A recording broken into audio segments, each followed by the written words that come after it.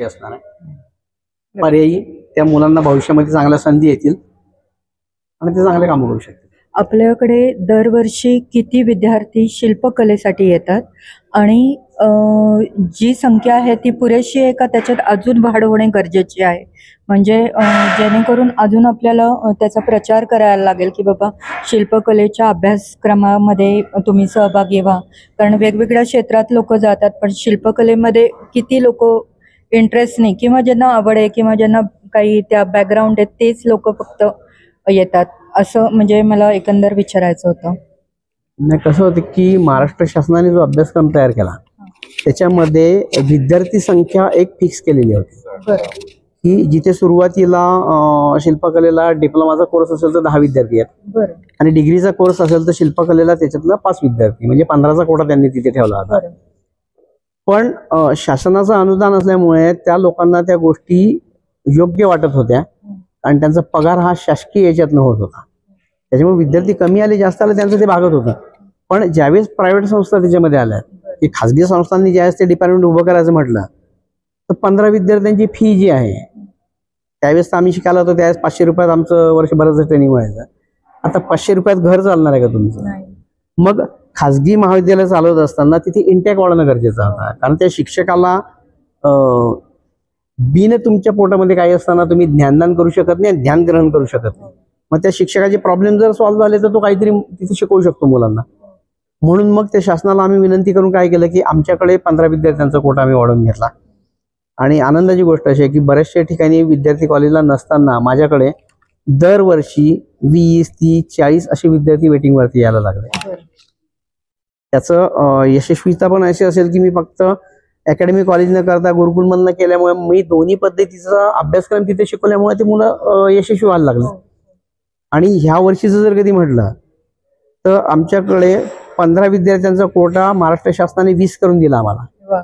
का की तुमच्याकडे विद्यार्थी संख्या जास्त येते, तुमच्याकडे त्या मुलांकडे तुम्ही ज्या पद्धतीने शिकवता, अर्थात त्यांनी थोडेसे जास्त विद्यार्थी म्हटलं, मी त्यांना ते सांगितलं की हे व्यवसायाचं शिक्षण नाही, म्हणजे महाविद्यालयाच्या दृष्टीने जर कधी विचार केला तर महाविद्यालय याचा व्यवसाय म्हणून विचार करत नाही, हे व्यवसाय करणारे विद्यार्थी घडवण्याचं काम करतात। त्याच्यामुळे प्रत्येक विद्यार्थ्याचा जायला मला वेळ मिळणं गरजेचं आहे। मग तुम्ही मला विद्यार्थी वाढवून देत असाल तर माझं तेवढं विद्यार्थ्याशी इंटरॅक्शन कमी होईल, मग तिथे जर त्याला न्याय मिळाला नाही तर मग मी इथे शिकून फायदा काय? बरोबर। त्याच्यामुळे त्यांनी विद्यार्थी संख्या जरी वाढवून दिली तर आम्ही ती सीमित ठेवली। आणि आजच्या याच्यात जर कधी म्हटलं तर माझ्याकडे 60 ते 65 विद्यार्थी आहे, जे आमच्या दृष्टीने पण अभिमानाची गोष्ट आहे की भारतीय कला महाविद्यालयामध्ये ज्या पद्धतीने विद्यार्थी आले आणि पुण्यासारख्या ठिकाणी जिथं शिल्पकला विभागच नव्हता, कुठल्याही पद्धतीचं आम्हाला पॉम्पलेट छापायची गरज पडत नाही, कोणाला बोलून आम्हाला काही करायची गरज पडत नाही। आणि माउथ टू माउथ पब्लिसिटी जी आहे माझी की विद्यार्थ्यांना शेवटी सांगायला की मी चांगलं शिकवलं तर चांगलं सांगेल, तिथे पॉम्पलेट काम करत नाही तुमचं। मी वाईट शिकवलं बाहेर गेल्यानंतर तो पण सांगेल नको जाऊ तिथे, फालतू गेल्यानंतर काहीतरी गडबड होते। तर हे प्रामाणिकपणे केलेल्या कामाचं जे फळ आहे हे विद्यार्थ्यांकडून आम्हाला आलेलं आहे। तर संस्था अशी आहे भारतीय विद्यापीठ की अप्लाइड आर्ट जर कधी म्हटलं तर 1,20,000 फी असलेले पण माझे विद्यार्थी आहेत अप्लाइड आर्टमध्ये। तर ज्या विचारांनी पतंगराव कदम साहेबांनी ही संस्था चालू केली ही फक्त श्रीमंताची संस्था नाही आहे, ज्या विद्यार्थ्याला तळागाळातला ज्याला शिकण्याची इच्छा आहे पण त्याच्याकडे पैसे नाही आहेत, तर डिप्लोमा पण आमच्याकडे चालू ठेवलाय। बरं, डिप्लोमा चालू केल्यानंतर काय झालं की ज्या विद्यार्थ्याला शिकायची इच्छा होती, आणि साहजिक गोष्ट आहे की शिल्पकला हा जो आहे हा कष्टाचा भाग आहे, ते शिल्प दिसताना खूप छान दिसतात पण प्रत्यक्ष तुम्ही काम ज्यावेळेस करता त्याच्यामध्ये त्यावेळेस बरेचसे विद्यार्थी त्याच्यापासून दूर जातात। आणि हा काही तुमचा, मी जसं म्हटलं मगाशी की तो गादी वारसा नाही आहे की माझ्या घरी मोठा स्कल्पचर स्टुडिओ म्हणून मी स्कल्पचर करेल, काही संबंध नसतो त्याचा। ज्या विद्यार्थ्यांची इच्छा आहे ते येतात, ते प्रामाणिकपणे काम करतात। त्याच्यामुळे आज माझ्याकडनं जे काही 1200 विद्यार्थी बाहेर गेले त्याचं यशस्वी व्हायचं कारणच हे आहे की त्यांनी कोणाचाही आधार न घेता गेले। आणि आमच्याकडे प्रात्यक्षिक आम्ही खूप कमी दाखवतो। खूप ठिकाणी कॉलेजेसमध्ये काय होतं की त्या प्रात्यक्षिकावरती जो भडीमार झालेला असतो तो विद्यार्थी कन्फ्यूज होतो की याचं मी बघू की त्याचं बघू की त्याचं बघू, कोणत्या याच्यानुसार मी जायला पाहिजे। आणि मी जसं तुम्हाला म्हटलं की विद्यार्थ्यांची ताकद बघून मी त्या पद्धतीने त्याला ट्रीट करतो। की जसं उदाहरण आपण देताना सांगितलं की बाबा मी जर कधी सशाला पाण्यात सोडलं त्याला सांगितलं की 2 किलोमीटर फिरून ये, तो जाईल का? तो नाही जाणार, कारण त्याची शक्तीच ती नाहीये। त्याला जर कधी मी रस्त्यावर सोडलं तर मला दिसणार पण नाही, 2 सेकंदात तो गायब होईल. पण मी जर मासा पाण्यातून काढला आणि त्याला म्हटलं की नाही आता तू 500 मीटर चाल फक्त याच्यात, तो जाणार आहे का? तर त्याची ती ताकद नाही. मग सगळ्यात पहिले एक शिक्षक म्हणून मी काय विचार केला, आलेल्या विद्यार्थ्याकडून त्याला येत नाहीये, तो शिकायसाठी आला. मी त्याला प्रामाणिकपणे सांगितलं की तुला येत नाही, तुला माहिती आहे, तुला येत नाही मला पण माहिती आहे. त्याच्यामुळे आपल्या मधला पडदा पहिले बाहेर काढून टाकू आणि मग काम करताना तो कशा पद्धतीने काम करतो, मग त्याला त्या पद्धतीने मी मार्गदर्शन केल्यामुळे पण कदाचित आमच्या कॉलेजचं महाविद्यालयाचं यश असेल की विद्यार्थी सगळीकडे काम करतात. तर ह्या शिल्पाबद्दल सांगणार आहेत का? ह्या काही सांगू शकताल? हा ते स्कल्पचर्स घेतलं जरा. आणि आत्ता तुम्ही जो AI चा प्रश्न मला विचारला होता की AI काय करू शकतं, आत्ता 2026चा NEPच्या अंडर जो अभ्यासक्रम तयार केला त्या अभ्यासक्रमामध्ये मी पण आहे. आणि तिथे बऱ्याच जणांचा प्रश्न होता की हे केल्यानंतर काय होणार आहे, याच्यातनं जर बिझनेस बंद होता तर मग हे का आणताय, हे का टाकतात त्याच्यातनं. तर मला एक गोष्ट आहे की मी विरोध दाखवण्यापेक्षा त्या AI ची पॉवर काय ही जर कधी मी बघितली, मी जर त्याचा मित्र झालो तर माझ्या आयुष्यामध्ये यशस्वी व्हायला तो नक्कीच मला मदत करणार आहे. त्याचं चांगलं उदाहरण जर द्यायचं झालं, मी तिथे काय केलं की हे स्कल्पचर स्कॅन केले मी पहिल्यांदा, मला स्वतःला मी करून घेतलं. हे तुम्ही बघू शकता याच्यातनं. त्याच्यात व्यवस्थित जर बघितलं तर चेहरा आहे, माझी केसाची ठेवण आहे. या शिल्पात जर बघितलं तर मी घातलेली बनियन जी आहे त्याची पण लाईन त्याच्यावरती आहे. मग एवढं डिटेलिंग जर येत असेल आणि शार्पनेस पण आहे. आणि दुसरी गोष्ट ह्याला किंमत कोण किती देणार आहे. परवा आपण बोलता बोलता सांगितलं तर सर CNC काम केलं तर प्रचंड महाग जातं, हाताने केलं तर त्याच्यामध्ये किंमत किती जाऊ शकते, वेळ लागतो. आणि इथे किती आहे की हे काम फक्त अर्ध्या तासामध्ये स्कॅन केलं, दुसऱ्या दिवशी ही प्रिंट माझ्या हातात आली. मी 15 दिवस काम केलं असतं तरी कदाचित हे पॉसिबल नव्हतं. मग मी AI ला दुश्मन कसा समजेल माझा. तो जर माझ्या घरामध्ये 2 वेळचे जेवणाची व्यवस्था करत असेल तर AI निश्चित माझ्या दृष्टीने महत्वाचा आहे. पाहिजे तेवढं मोठं बरं. याला साईज नाहीये. मी तर तुम्हाला सांगितलं रामसुतार सरांनी जर 522 फुटाचं काम केलंय, अयोध्येचा राम त्यांच्याकडे 668 फूट ते 800 फुटापर्यंत गेलाय. ही गंमत जी आहे ना, ही टेक्नॉलॉजी तुम्ही मान्यच केली पाहिजे ना.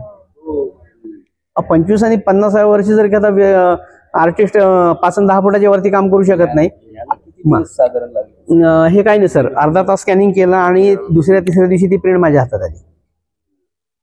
मग असं जर असेल तर माझ्या दृष्टीने महत्वाचं आहे. आणि ते नुसतं मी माझ्यापुरतं मर्यादित ठेवण्यापेक्षा मी जर कधी एक शिक्षक म्हणून पुढे आलो तर माझं काम आहे की ही गोष्ट मी माझ्या विद्यार्थ्यांना पण सांगतो. मी त्यांना ते सांगितलं घाबरू नका अजिबात, हा तुमच्या मदतीला आलेला आहे. तुम्ही जर याला घाबरून जात असाल म्हटल्यानंतर, मी एखाद्याच्या समोर कोंबडी जर कधी नेऊन ठेवली त्या तुम्ही जर कधी शरणागती पत्करली तर माल तोडणार होता तुम्ही. साधं उदाहरण आहे की एखादं कुत्र जर कधी तुमच्या मागे लागलं आणि तुम्ही पळायला लागले तर ते तुमचे कपडे पण फाडते. पण आल्यानंतर तुम्ही जर तिथे थांबले तर तुम्हाला चावत नाही, ते तुमच्या शेजारी उभं राहते. 5 मिनिटं थांबा, ते इकडे तर तोंड करून निघून जाईल. याचा अर्थ कलाकाराने AI ला आपला शत्रू नाही तर शस्त्र म्हणून बघितलं. एक्झॅक्ट, बिलकुल. शस्त्र आपण हा खूप चांगला शब्द आहे की तो त्याला वापरू शकतो पद्धतशीर. आणि मला सांगा, आता हे मी केल्यानंतर जर कधी काम मी कलावंत मी बाकीचे पण कामं करतोय, तर मग ह्या कामामध्ये मी प्रोडक्शनला बसण्यापेक्षा हाच अभ्यासक्रम जे माझे मला विचारायचं होतं की आता जे शाळेच्या मुलांचं म्हणजे आता ह्या क्षेत्रामध्ये येणारा शेवटचा प्रश्न म्हणजे की ज्यांना कोणाला या क्षेत्रात यायचंय त्या मुलांचं म्हणजे लहानपणापासूनच मुलाचे पाय पाळण्यात दिसतं, मातीत खेळतो हे ते, तर त्याला तुम्ही कशा पद्धतीने त्याने आतापासून सुरुवात करावी अशा पद्धतीच्या विचार जे आहेत हे आमच्या डोक्यात पहिलेपासून होते. या पद्धतीच्या कार्यशाळा पण आम्ही घेतल्यात. आणि मी मगाशी जसं म्हटलं की जन्माला आल्यानंतर मुलगा भाषा शिकत नाही, चित्र असं आहे किंवा शिल्प असं आहे की जे बघितल्यानंतर त्याच्या डोक्यात एकदा गोष्ट बसली ना, ठीक आहे, तो त्याच्या मातृभाषेमध्ये सांगेल पण त्या फळाचं नाव तो चुकवणार नाहीये. मग आम्ही शाळांमध्ये वर्कशॉप घेतले काही की सीताफळ करून बघा, केळं करून बघा, किंवा जर कधी जास्तच काम चांगलं असेल तर त्याला द्राक्षाचा गळ देतो आम्ही. त्याच्या बुद्धिमत्तेनुसार तो सब्जेक्ट त्याच्या पुढे टाकलेला असतो. ज्याला नाही जमत त्याने भोपळा कर बाबा त्याच्यातनं. म्हणजे विद्यार्थ्याची बुद्धिमत्ता बघून जर त्या शिक्षकाने त्याचे गुण हेरले. त्याच्यानंतर भांड्यांमध्ये जे आहे, आता जर भांड म्हटलं तर आपण काय विचार करतो की मशीनवरतीच भांड होऊ शकते, पण आता तसं नाही आहे. तुम्ही जर कधी फर्मा तयार केला, त्याचा साचा जर तयार केला, 20-20 फुटापर्यंत पॉट आम्ही फायबरमध्ये तयार करू शकतो. मग हे नॉलेज आम्ही त्या विद्यार्थ्यांना काय देतो की हाताचं वर्क आहे. मग कॉईल पद्धतीने भांडं कसं केलं गेलं पाहिजे, की वळ्यांच्या पद्धतीने आपण कशा पद्धतीचे फ्लॉवर पॉट करू शकतो, कसं करू शकतो, स्लॅब मेथडमध्ये काम करताना कशा पद्धतीने आपण लाटणं घेतो, कशा पद्धतीने तुम्ही पेन स्टँड करू शकता, म्हणजे विषयानुसार तो कसं निवडू शकतो. त्याच्यामध्ये एक तिसरी पद्धत येते की पिंचिंगमध्ये चिमट्याने काम करायचं. मग तो विद्यार्थी एखादी पंथी करत असेल किंवा काही तर तो थोडी थोडी माती लावत काम करतो. तर ह्या 3 पद्धती ते आम्ही शाळांमध्ये शिकवतो. आणि चांगली गोष्ट मला सांगायला असं होईल की भारतीय विद्यापीठामध्ये आम्ही जे हायस्कूलमध्ये विद्यार्थ्यांना शिकवतो, 10वी झालेले विद्यार्थी नंतर आमच्याकडे आलेले आहेत आणि त्याला तो विषय कळलेला असतो.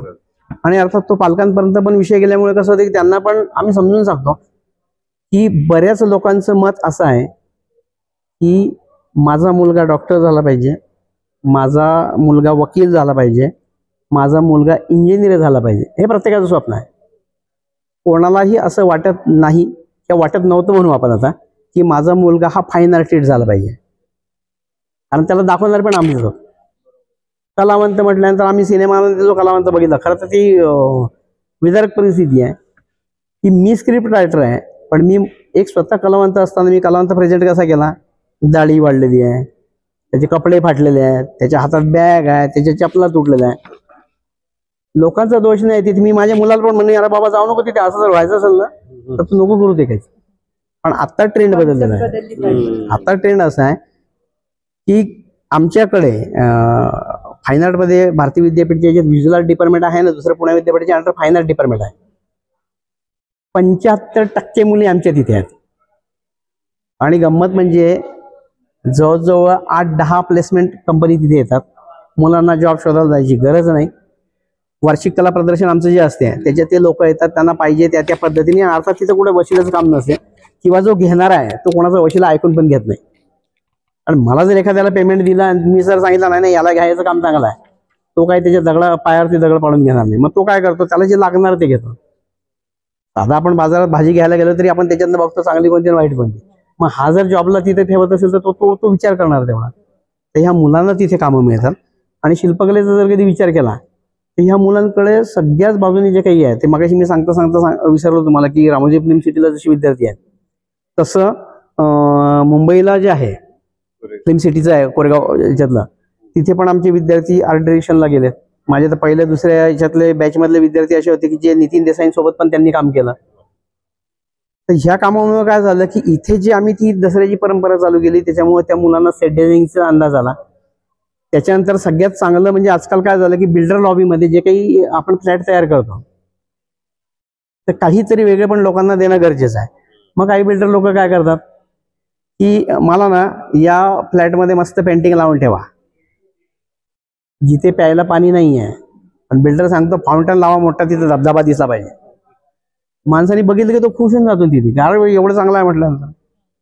मग इंटेरियरच्या याच्यानुसार आम्हाला कसं असतं की तो कॅम्पस आहे, तर इथं कोणतं स्कल्चर चांगलं दिसेल की जेणेकरून फाईन आर्ट अशी आहे की ती लोकांना आवडते. मग चिल्ड्रन पार्कचं असेल तर ती तुम्ही डस्टबिन ठेवताना पण असे करा ना, पेंग्विन करा, सशे करा किंवा काही, जेणेकरून तो मुलगा त्याच्याजवळ अट्रॅक्ट होईल. त्यामुळे इंटेरियर डेकोरेशनची कामं जे आहेत ते पण प्रचंड आमच्याकडे असतात. आउटडोअर डेकोरेशनचे जे आहेत, आता आउटडोअर आपण ज्याला म्हणू शकतो की मॉन्युमेंटल स्कल्चर जे आहेत, शिल्पकार फक्त हा गणपती किंवा याच्या पुरता मर्यादित नाहीये. तर जेवढे आपण महापुरुषांचे पुतळे बनवलेले आहेत हे सगळे इथेच घडलेले आहेत. इथे म्हणजे शिल्पकला विभागामध्ये. मग तो कुठचा पण असेल समजा, मग तो मातीमध्ये पूर्ण झाल्यानंतर तो मेटलमध्ये होईल, तो फायबरमध्ये होईल, तो मार्बलमध्ये होईल. पण त्याची सगळी तयार करण्याची प्रोसेस जी आहे हे महाविद्यालय आहे. दुसरी गोष्ट आम्ही एक काम केलं की मग एक लक्षात आलं की बाबा हे आपण करतो पण लोकांना माहिती नाही आहे. आणि अजून पण भरपूर लोकांना माहिती नाही की कला महाविद्यालयाचा शिल्पकला विभाग हा पुण्यामध्ये इथं आहे. मग माध्यमाचा हात धरून आम्ही, जसं आम्ही सांगतो की एआयचा हात धरा फायदा तुमचा आहे, तसं माध्यमाच्या याच्यातनं मराठी राजभाषा दिन जो चालू झाला त्याच्यामध्ये महाराष्ट्र टाइम्सने आम्हाला कॉल दिला पहिल्यांदा की सर साहित्य कला संगम आम्ही करतोय, तर मग आपण इथं काय करू शकतो. तर म्हटलं आम्ही आरामात काम करू शकतो, कारण मला तुम्ही जर बोलत आहे, माझं फक्त एकच इच्छा आहे की मी जे काय करणार ते माझ्या महाविद्यालयाचं नाव, मुलं काय करतात ते जर किती लोकांपर्यंत गेलंय. लोक रेडी मटेरियल बघतात, रेडी स्कल्चर बघतात, पण मेकिंग प्रोसेस कोणाला माहिती नाहीत करतात कसं. तर आम्ही काय करू, विद्यार्थ्यांनी केलेले शिल्प, विद्यार्थ्यांनी केलेले चित्र ते तिथे मांडू आणि ते कसं करतात तर त्याची प्रात्यक्षिके जे आहेत, दरवर्षी मराठी राजभाषा दिनानिमित्त वैशाली हॉटेल ते फर्ग्युसन गेट इथपर्यंत आमच्या संपूर्ण कॉलेजचे कामं तिथे ठेवलेले असतात आणि इतका प्रचंड तिथं लोकांचं हे असतो की बाबा हे कामं बघताना ते त्यांच्या मुलांना घेऊन येतात, काही नातेवाईकांना घेऊन येतात की ही प्रोसेस पहिल्यांदा वर्षातनं एकदा बाहेर आल्यासारखी आहे. तर ते लोकांना पण कळते काम कसं आहे, त्याच्यानंतर त्याचं पेमेंट किती करायचं हे ठरवताना तो माणूस पण थोडासा विचार करतो, एवढं कष्टाचं काम आहे म्हटल्यानंतर नको ना बार्गेनिंग करायला.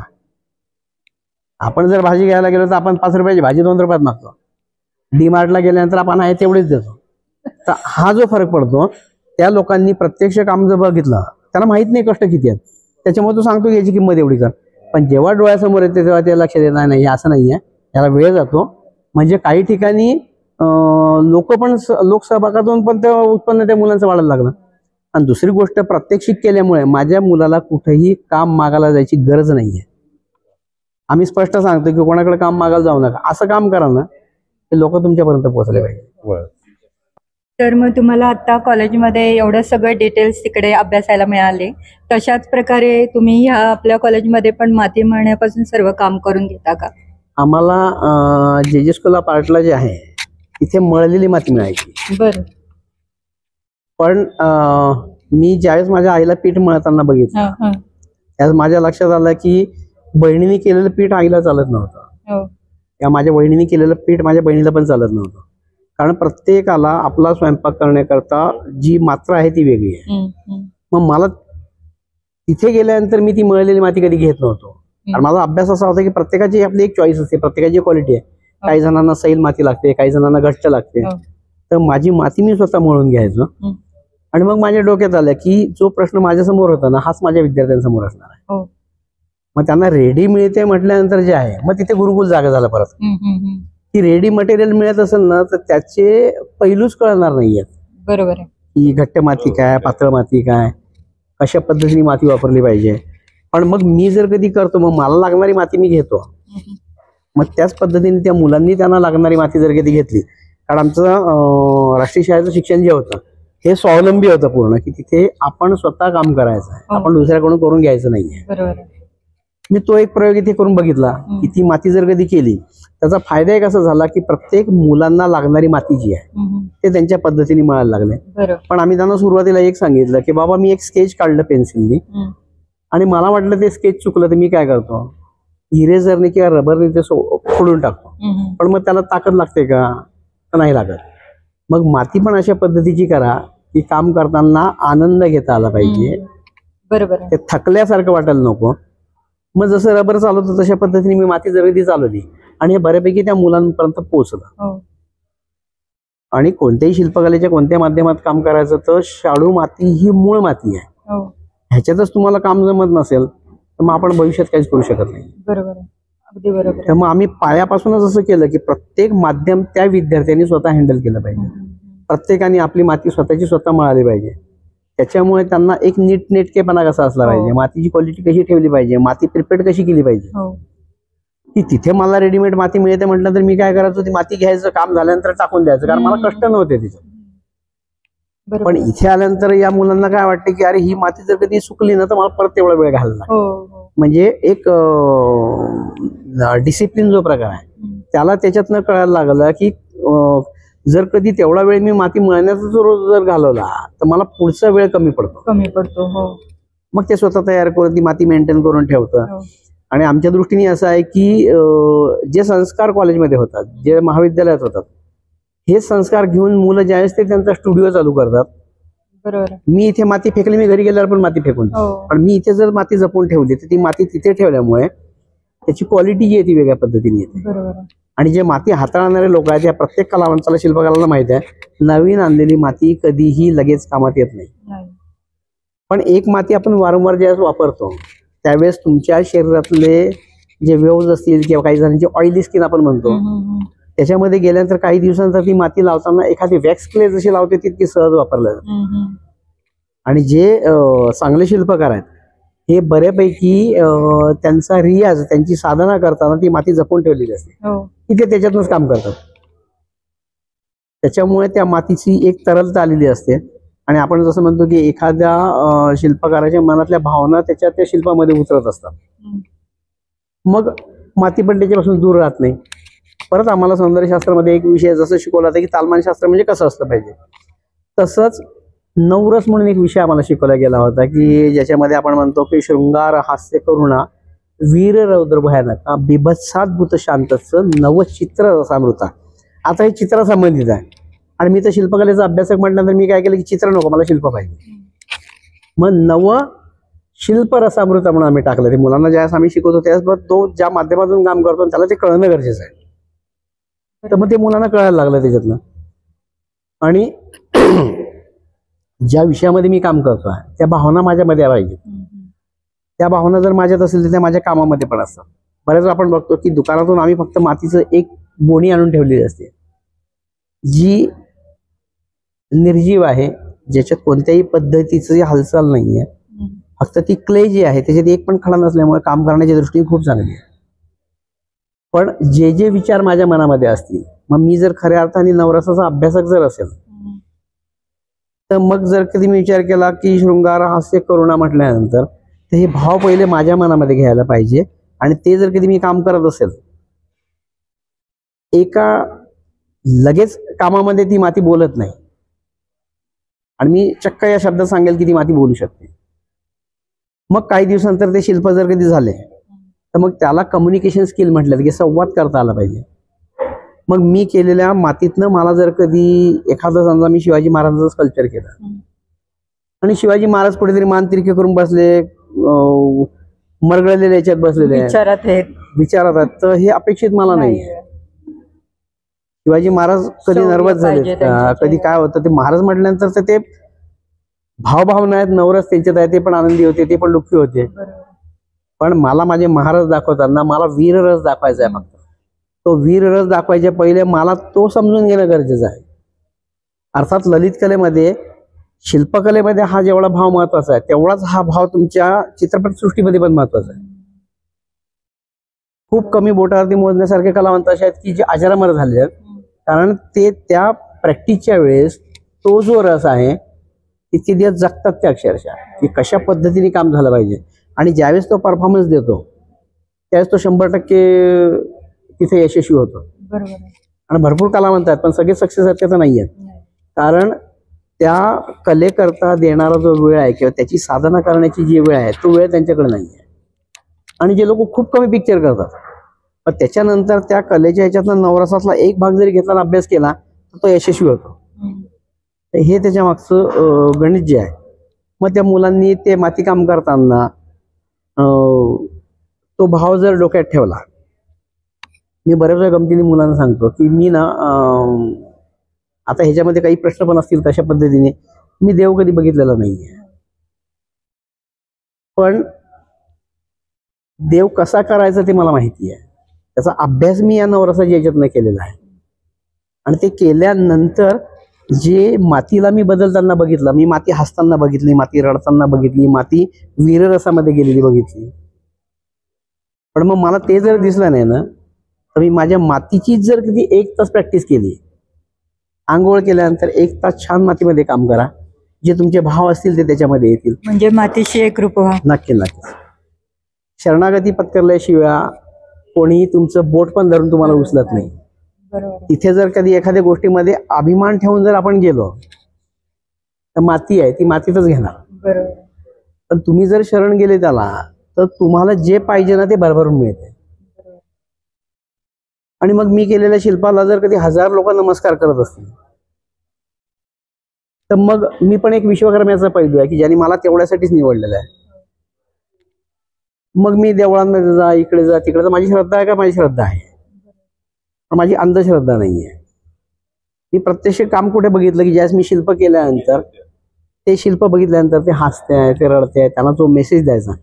आणि मला एक गोष्ट कळते की प्रत्येकाने जे सोशल वर्क करायचं, समाजसेवा जी काही करायची ती आपण काय करतो तुम्हाला वेगळं करायची काही गरज नाही आहे. तुम्ही जे काम करतात त्याच्यातनं तुम्ही समाजसेवा करू शकता. आता याला धरून एक मी फक्त थोडंसं अजून पुढचं हे करेल की 2004 पासनं शिल्पकला विभागामध्ये गणपतीला स्थान नाही आहे. म्हणजे गणपतीवरती सगळ्यांचे घरं चाललेत, पण गणपती गेला की सगळ्या लोकांचा आक्षेप की या शिल्पकारांनी गणपती नाही करायचा. माझ्या डोक्यात उलट होतं, कारण कुठं ना कुठे ते गुरुकुल पुढे पुढे येत असते की प्रत्येक गोष्टीचं काम करताना मी श्री गणेश करतो. माझ्या घरात कोणाचं लग्न असलं तर श्री गणेश आणि मातीच्या वरती असते.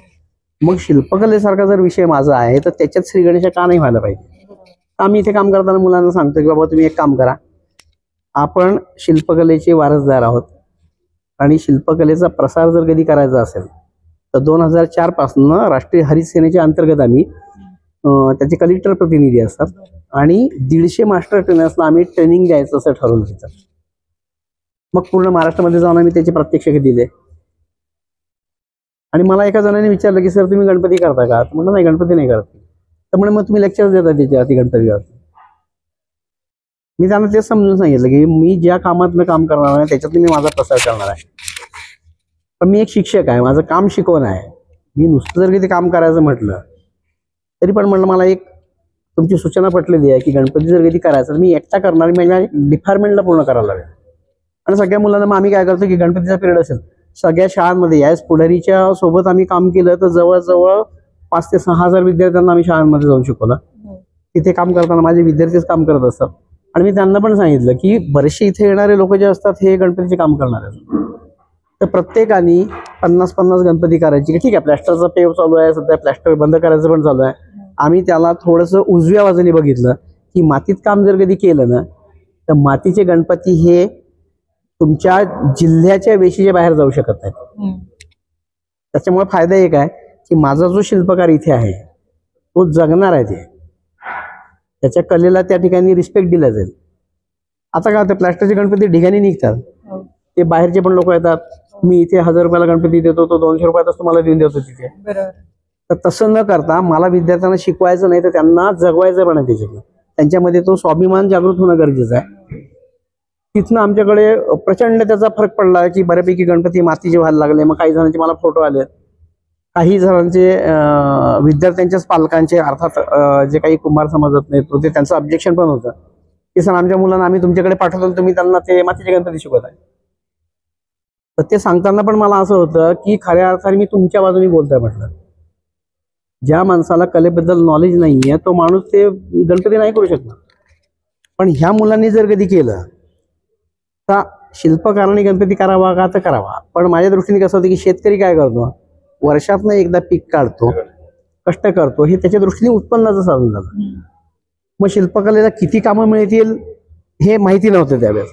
पण कमीत कमी गणपतीचं उत्पन्न वर्षभराचं त्यांनी जर घेतलं ना तर त्याचं आयुष्य चांगलं होईल.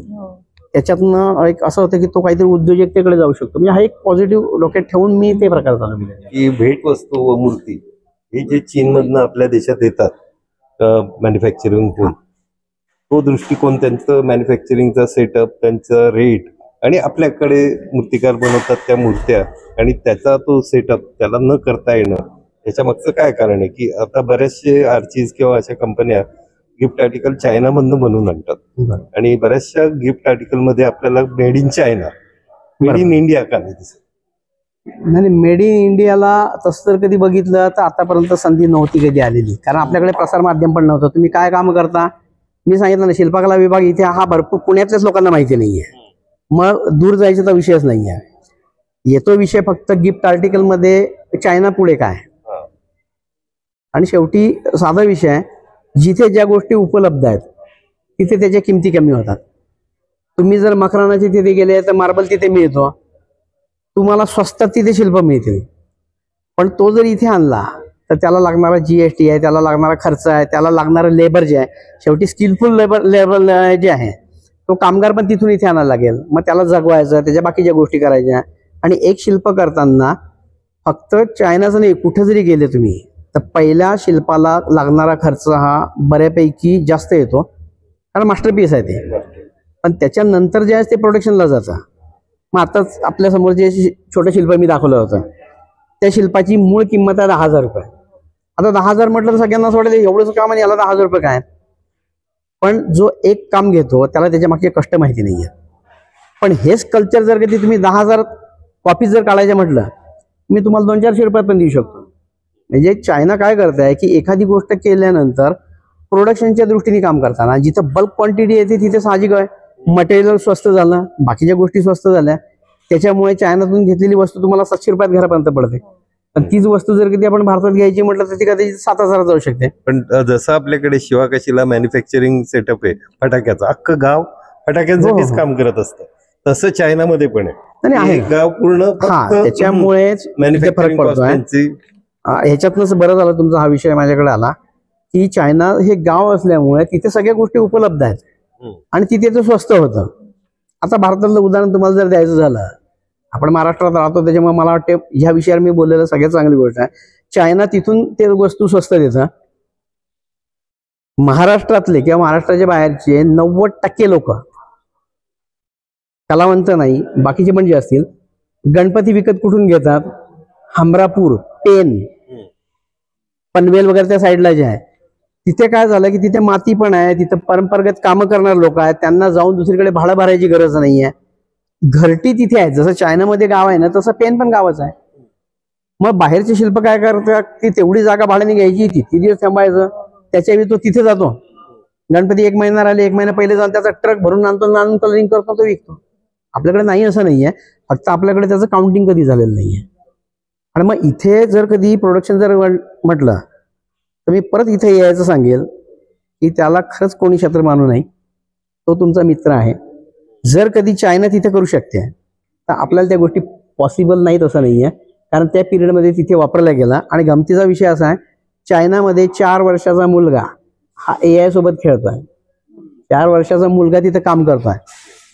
इथं तर ग्रॅज्युएशन झाल्यानंतर AI म्हटलं तर घाबरणार तुम्ही, साहजिक गोष्ट आहे, माहीतच नाही तुम्हाला.